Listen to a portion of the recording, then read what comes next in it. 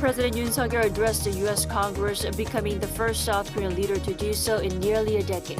Yoon stressed Seoul and Washington will put their alliance in action as a compass for freedom in the world. The South Korean leader also took the time to attend the Global Video Content Leadership Forum, joined by the country's Culture Minister Park Bo-gyun. There, Yoon vowed his full support from expanding collaborative production to revitalizing investment to make the two countries' cultural cooperation as lively as possible. And for the first time as a South Korean leader, President Yoon visited the Pentagon's National Military Command Center, a symbolic move that shows a solid combined defense posture between the two allies.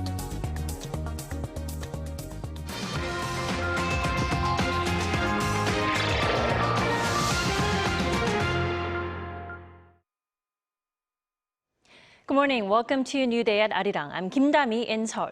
We begin this morning with President Yoon Suk Yeol's address at U.S. Congress. Let's head over to Washington, D.C., where our Yoon Jung-min is standing by. Good evening, Jung-min. Hi, Dami. It was another day full of diplomacy for South Korean President Yoon Suk Yeol, this time with U.S. lawmakers. Right, a speech full of emphasis on freedom and the Seoul-Washington alliance. He also made some witty comments that stole the scene there, huh? That is right. I will bring you all the details. Right, then fill us in there, Jung-min. Thanks, Tommy. It's a little past 8 in the evening, April 27th. Live from Washington, D.C., I'm Yoon Jung-min. In short, freedom, democracy, and a 70-year-old alliance forged in blood were among the key messages delivered by the South Korean president. For more, let me introduce our expert this evening. I'm joined by Mr. Scott Snyder, Senior Fellow at the Council on Foreign Relations. Good evening. Good evening. So, Mr. Snyder, what stood out to you during President Yoon's 40-minute speech at Capitol Hill earlier today? I think the first thing that really stands out is that President Yoon may be even better at American politics than he is at Korean politics. A joint session of Congress is a special event, and we saw the House Speaker and the Vice President next to each other. But I think that the core message was really President Yoon told Korea's development story, but in a way that Americans could also understand it, and it had a heavy dose of American influence on South Korea. I think a second thing that he did was to give a little bit more of a rationale and understanding for why President Yoon talks about freedom and the way that South Korea can play a role in upholding freedom in the world.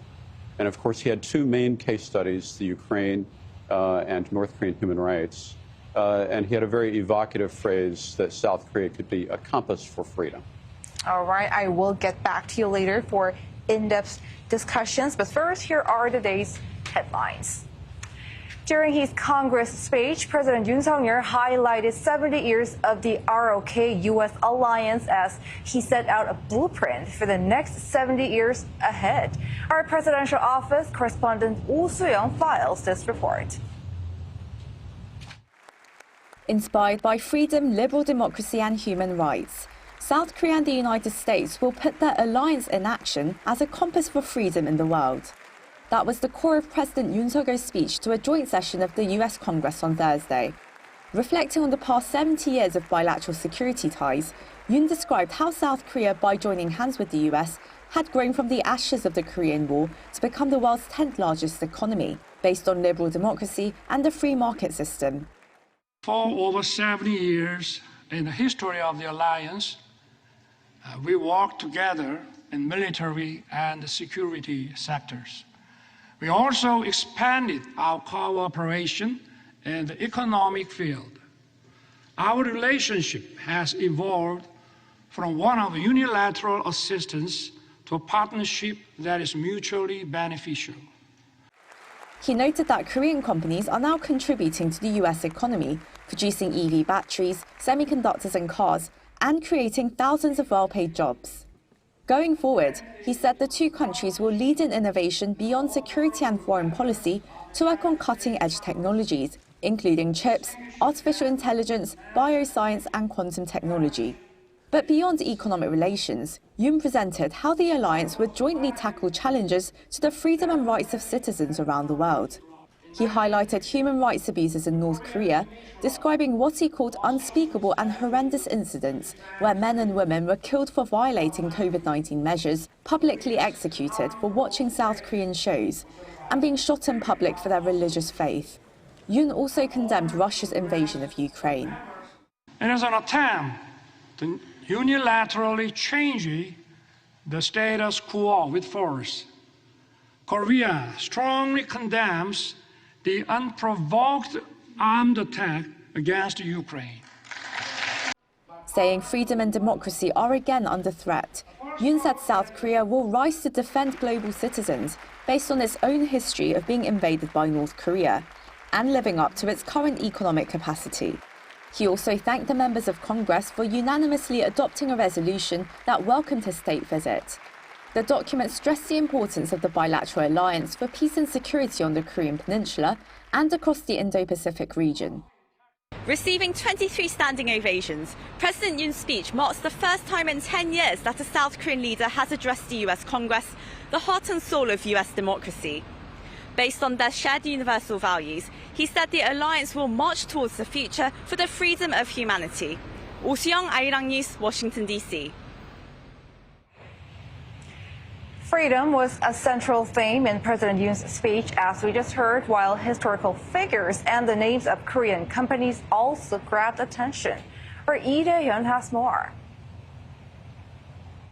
President Yoon has become the third world leader to address a joint meeting of Congress since President Biden took office. In his nearly one-hour-long speech delivered in English, Yoon presented a blueprint of the South Korea-US alliance as a global tie to protect liberty and peace. The term freedom appeared 46 times in the speech, more than Yoon has ever previously used the word during his presidency. A number of historical figures were also mentioned, including those who had contributed to the bilateral alliance during the Korean War. The late John Conyers Jr., Sam Johnson, and Howard Coble were veteran congressmen who promoted freedom and democracy. The former Representative Charles Rangel has been a strong supporter of the alliance. Korea will never forget the great American heroes who fought with us to defend freedom. Names of Korean businesses and K-pop stars were also brought up. When mentioning Hyundai Motors' plant in the state of Georgia, Yoon smiled and pointed at members from that state as the two elected members from Georgia stood up and applauded. Many world leaders might like to be invited to give a speech in a joint meeting of Congress, but the process can be demanding. A bipartisan group of congressional leaders should agree on the address, while a diplomatic strategy should also be made to persuade Congress. Yoon's speech marks the 7th time a South Korean president has addressed a joint meeting of Congress, and the first time in 10 years since former President Park Geun-hye did so in 2013. Ri Seung-man, the first president of South Korea, also made a speech in a joint meeting of Congress, followed by Roh Tae-woo and Kim Young-sam. With the exception of former presidents Kim Young-sam and Lee Myung-bak, other former South Korean leaders made speeches in English. Yoon, at the end of his speech, mentioned Roh's speech from 34 years ago, saying that Roh's dream to make the Indo-Pacific more important to Washington, with Korea contributing to the prosperity of the region, has now become a reality. He added Seoul will strengthen the rules-based order in the Indo-Pacific while taking a comprehensive approach to expanding cooperation with key partners. Lee Dae-hyun, Arirang News.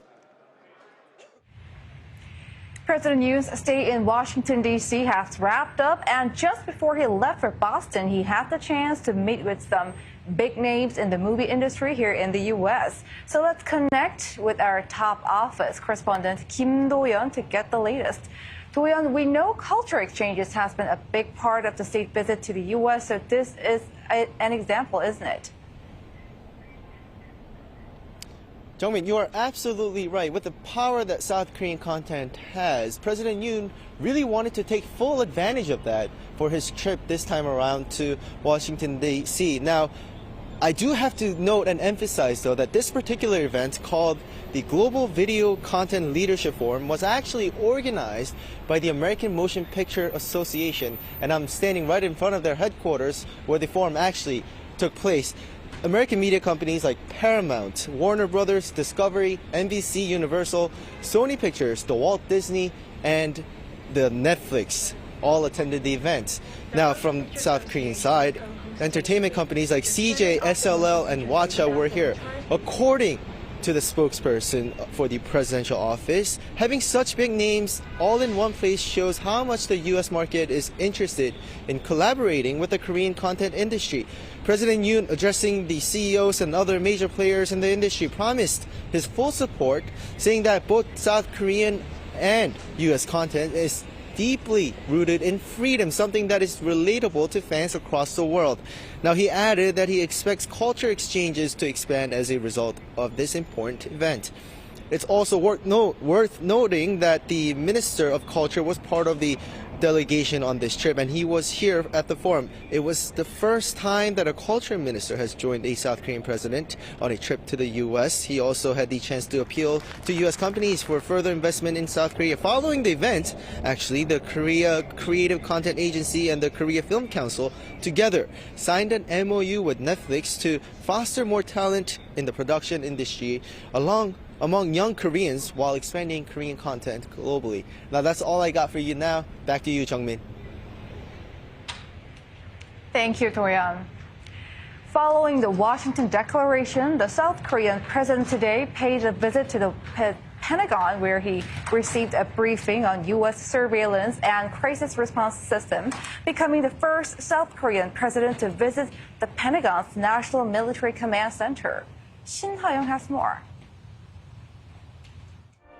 During his trip to Washington, South Korean President Yoon Suk Yeol also paid a visit to the Pentagon, where he received a briefing. The visit to the headquarters of national security and the U.S. Armed Forces is being viewed as a move to underscore South Korea-U.S. combined defense readiness, coming a day after Yoon and Biden announced the Washington Declaration aimed at bolstering extended deterrence against North Korea's evolving threats. Yoon met with U.S. Defense Secretary Lloyd Austin and was given a briefing on the U.S. surveillance and crisis response system at the Pentagon's National Military Command Center, marking the first time that a South Korean president has visited the center. South Korea's first deputy director of the National Security Office, who is traveling with the president, described it as a key command and control center that directly assists the U.S. president and military commanders in times of emergency. During the talks, President Yoon also reiterated the importance of the Washington Declaration, saying that he completely trusts U.S. pledges on extended deterrence, while Austin said the determination of the U.S. to defend South Korea is strong. Meanwhile, Yoon also became the first foreign president to visit the Defense Advanced Research Project Agency, which develops innovative technologies for combat and national security. There, he discussed how such a research environment can lead to technological innovations and measures to bolster bilateral cooperation on defense science and technology.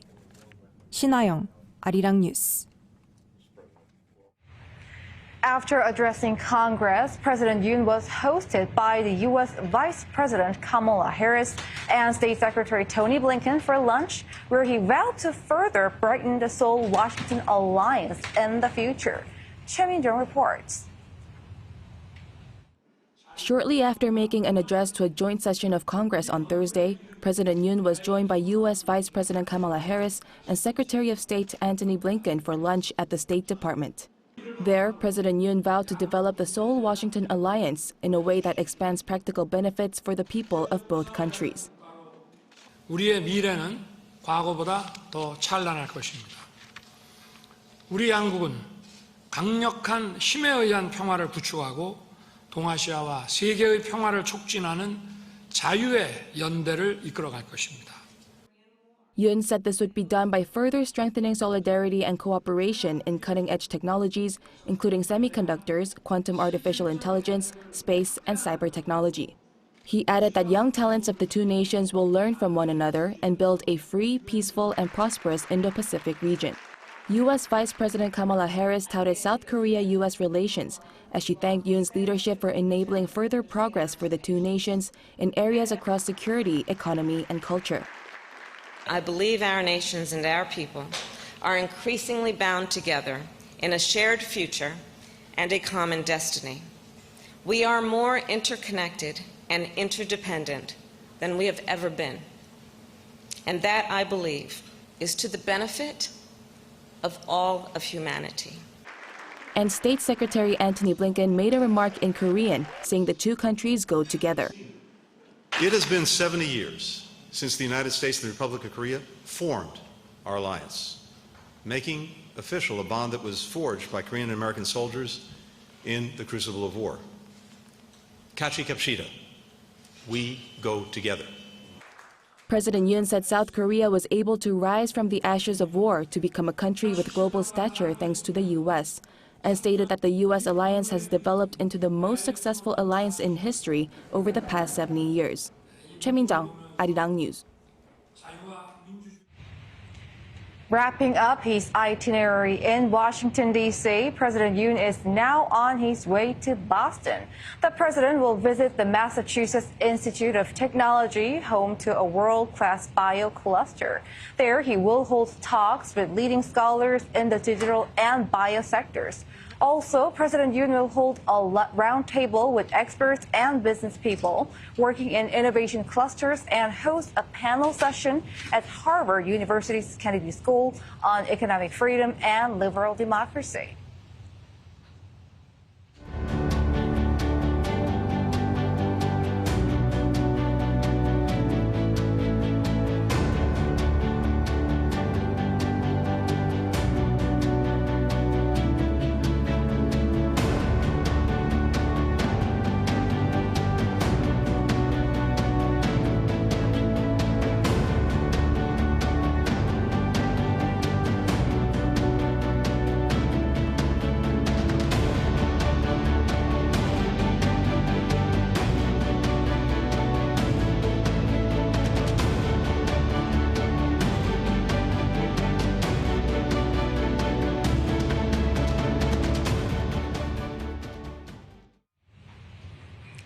Let's delve deeper into President Yoon's Congress speech and other diplomatic engagements. Mr. Snyder, so freedom was the centerpiece of the South Korean president's Congress speech, with Yoon mentioning it that 46 times in his speech.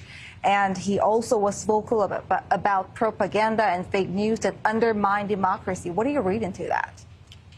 Well, I think that he was trying to speak to a theme that he has been emphasizing since his inauguration, and also one that he thought would be resonant with the U.S. Congress. It is very interesting to hear him talking about disinformation, because that actually is, I think, has emerged as a shared problem that exists in modern democracies, including the United States. And so, in that sense, it's kind of ironic to think about him talking about disinformation in front of a very divided U.S. Congress. That's some point there. You have some point there. So, and President Yoon condemned the attack on Ukraine, calling it an attempt to unilaterally change the status quo with force. This as South Korea tries to raise its voice on the global stage. Well, it was a pretty full-throated pledge of support for the Ukraine and against the unlawful violation of Ukraine's borders. And it raises some questions. I think it raises expectations about whether or not South Korea might become more involved in the cause of supporting Ukraine militarily going forward. Right. And the president noted the mutually beneficial nature of the allies' economic cooperation, adding that Korean investments into the U.S. are creating tens of thousands of jobs. Perhaps this as Korean businesses are concerned about the U.S. CHIPS Act and the Inflation Reduction Act. Well, that, I think, is an ongoing issue. But as far as it relates to his address to Congress, South Korean investment, I think, is the secret sauce that makes President Yoon very popular on Capitol Hill. because the fact of the matter is that more congressmen are interested in seeing and meeting with President Yoon in the context of South Korean investment flows into the United States.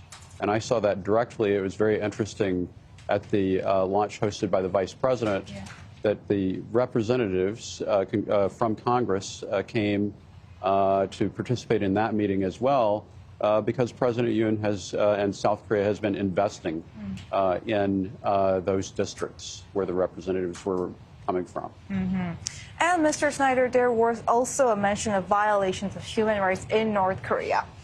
And while the president urges the regimes to stop provocations and return to diplomacy. So in what way can U.S. lawmakers help address this particular issue?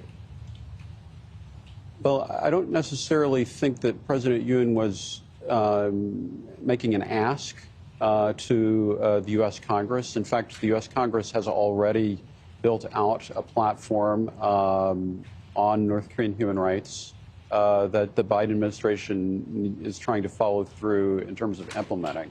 And so I think this was really more about shining the spotlight on North Korean human rights violations, while at the same time re-emphasizing some of his core North Korea policy focuses, including the possibility of dialogue as a way of achieving denuclearization. All right. And following the announcement of the Washington Declaration, yesterday that was, the South Korean commander-in-chief was briefed by high-ranking U.S. officials at the Pentagon earlier today. What message are the allies trying to send here? Well, I think that visit to the Pentagon was very interesting in the context of the Washington Declaration, because it provided a visual image of what it looks like for the U.S. and South Korea to consult with each other at high levels. And of course, not everything can be done in a short briefing meeting, but I think that it signals the direction that both leaderships are trying to go in as related to the Washington Declaration. All right. Scott Snyder from the Council on Foreign Relations, thank you for your time. Thank you.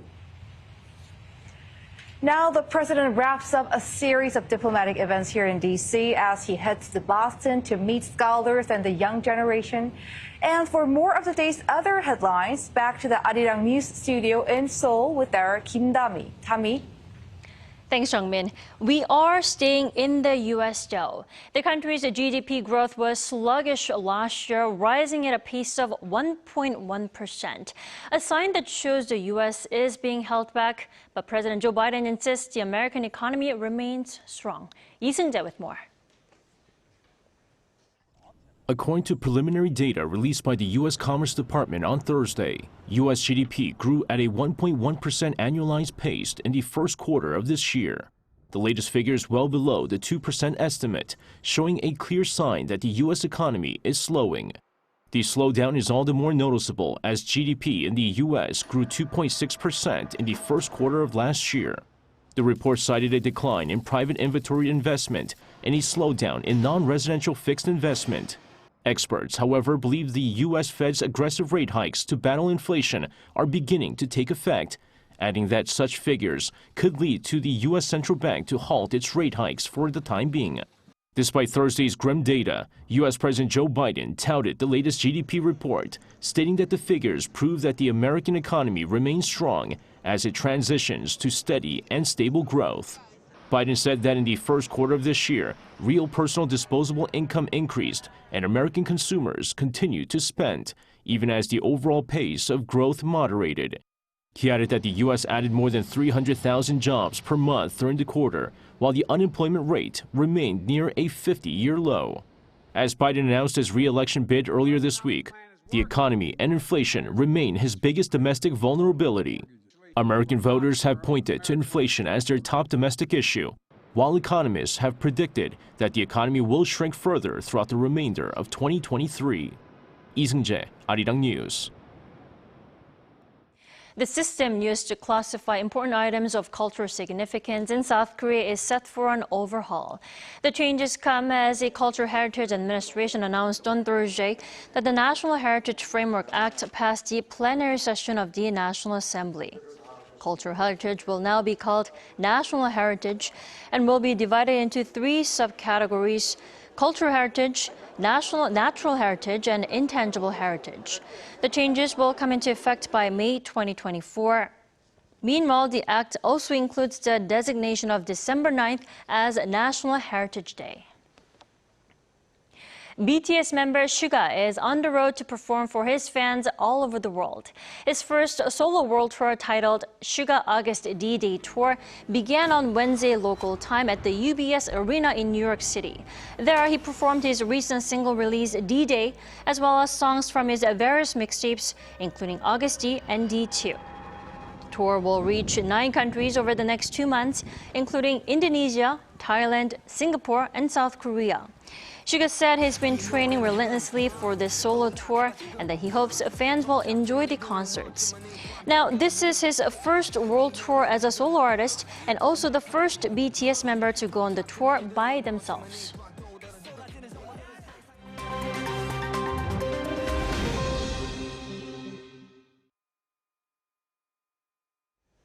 Good morning, I'm Matthew Ashley, and we now turn over to stories from around the world. We begin with the world's oceans, where temperatures over the past few weeks have reached record highs.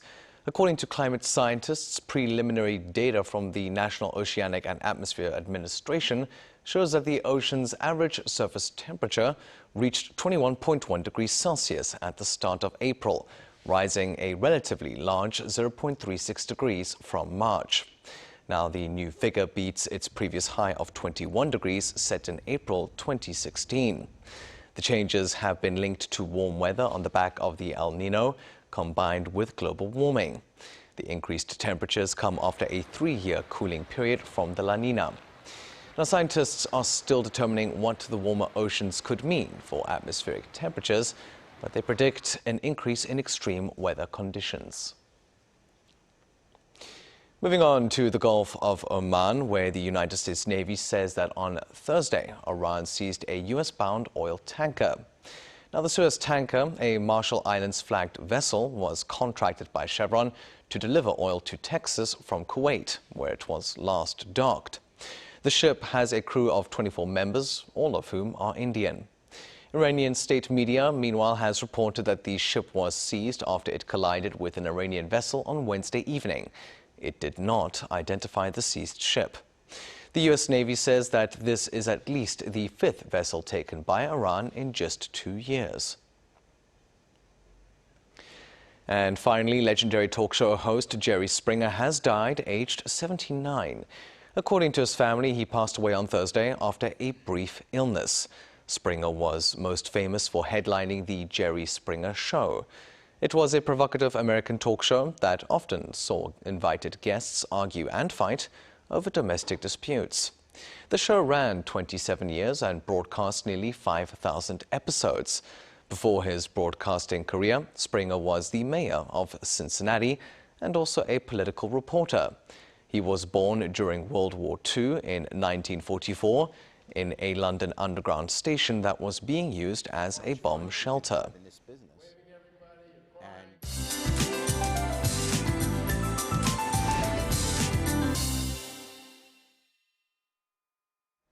Good morning. The last workday of April looks to be a fine one with a few things to be mindful of.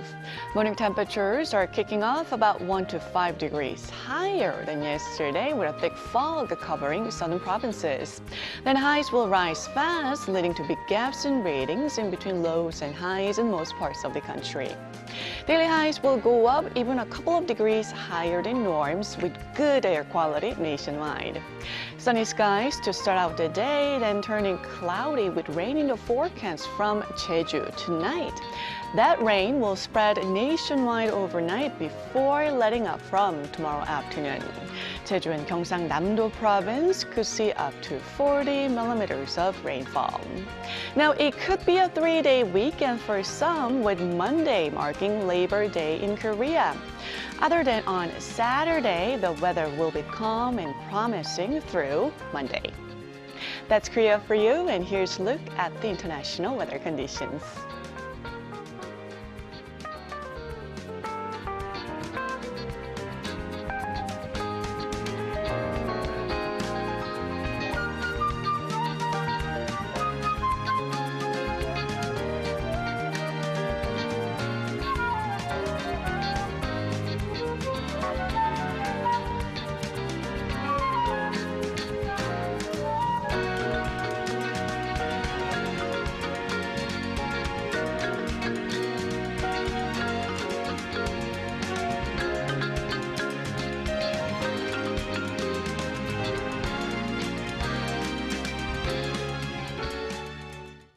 That wraps up today's New Day at Arirang. We'll be back next week for Monday's edition at the same time. Please stay with us for more updates throughout the day. Thanks for watching.